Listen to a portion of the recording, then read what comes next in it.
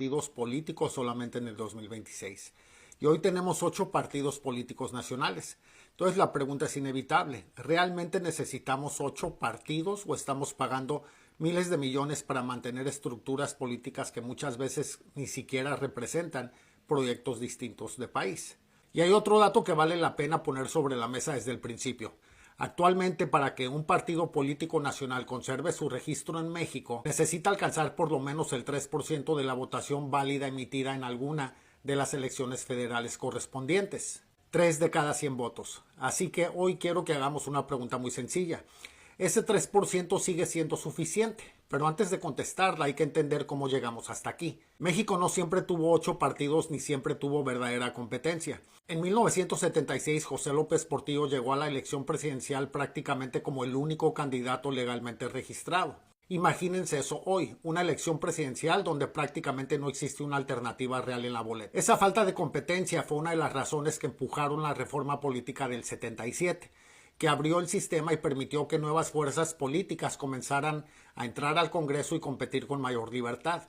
Y eso fue bueno para México, era necesario, México necesitaba más voces, más oposición y más competencia. Para 1982 ya había 7 candidatos presidenciales.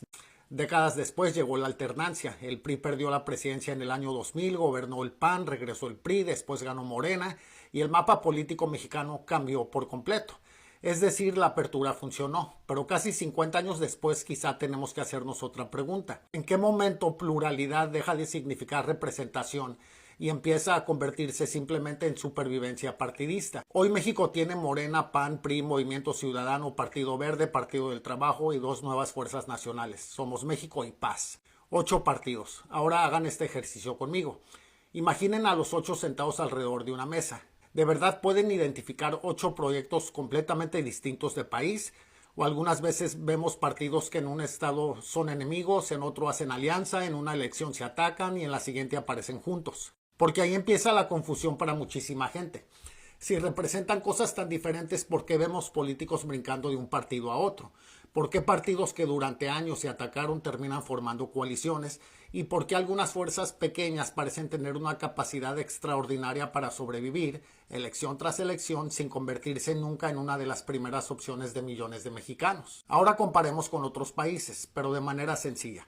Estados Unidos prácticamente funciona con 2 grandes partidos, demócratas y republicanos. La ventaja es muy clara, sabes quién gobierna y quién es oposición, pero también hay un precio. Si ninguno de los 2 te representa, prácticamente no tienes una tercera opción con posibilidades reales de ganar. Millones de personas terminan votando no por quien quieren, sino contra quien más temen. Y todos hemos visto el nivel de polarización que puede producir un sistema así. Entonces 2 partidos tampoco son la solución mágica. Vámonos al otro extremo. Brasil llegó a tener 30 partidos con representación en su Cámara de Diputados. 30. Imaginen negociar una ley importante con 30 grupos distintos. Cuando un sistema se fragmenta tanto, algunos partidos pequeños pueden convertirse en piezas indispensables para construir mayorías. Entonces Brasil cambió las reglas, no prohibió partidos ni dijo solamente pueden existir 5. Les empezó a exigir resultados. Si no demuestras suficiente respaldo ciudadano, pierdes acceso a ciertos recursos públicos y beneficios. ¿Qué pasó? Algunos partidos comenzaron a fusionarse, formar federaciones o desaparecer.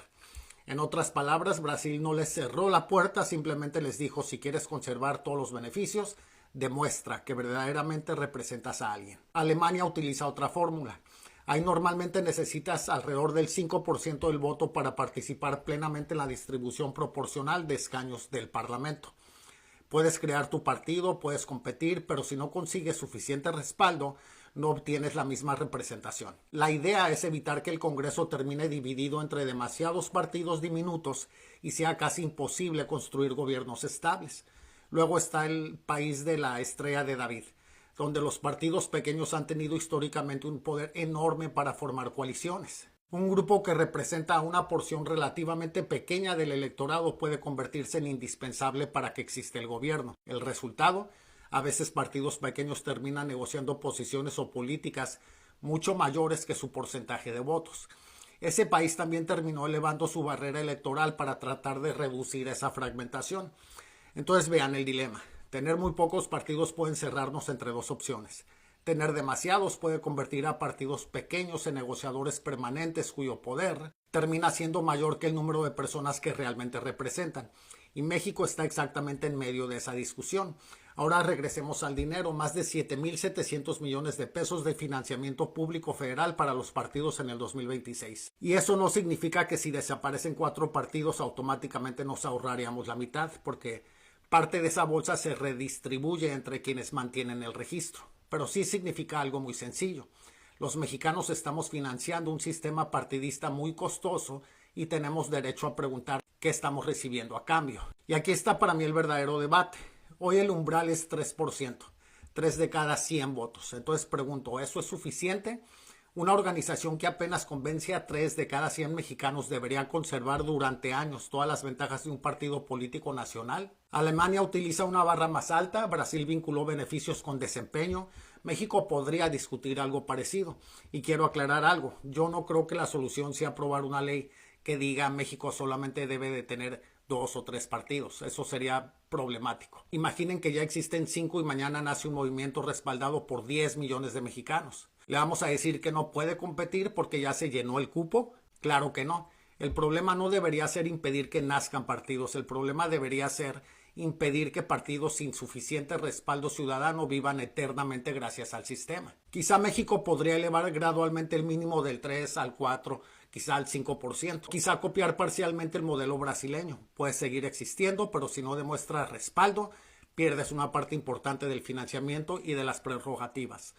Pero también hay que evitar el otro extremo. Mucha gente dice que no reciban ni un peso público. Y suena atractivo, pero entonces hay que hacer otra pregunta. ¿Quién financiaría la política? Empresarios, multimillonarios, corporaciones, sindicatos o grupos de interés. Y quienes ponen millones normalmente esperan algo a cambio. Así que el objetivo no debería ser eliminar completamente el financiamiento público. El objetivo debería ser que los partidos tengan que ganárselo. Si representas a millones de mexicanos, demuéstralo en las urnas. Si tienes respaldo social, conserva tus beneficios. Pero si elección tras elección sobrevives rozando el mínimo, formando alianzas simplemente para no desaparecer y negociando posiciones con partidos más grandes, entonces la ciudadanía tiene todo el derecho a preguntar, ¿este partido existe porque representa verdaderamente a alguien? ¿O porque encontró una manera muy rentable de sobrevivir dentro del sistema? Y aquí regresamos a la historia. México necesitaba más partidos en el 77, porque prácticamente no había competencia real. Esa apertura ayudó a democratizar al país.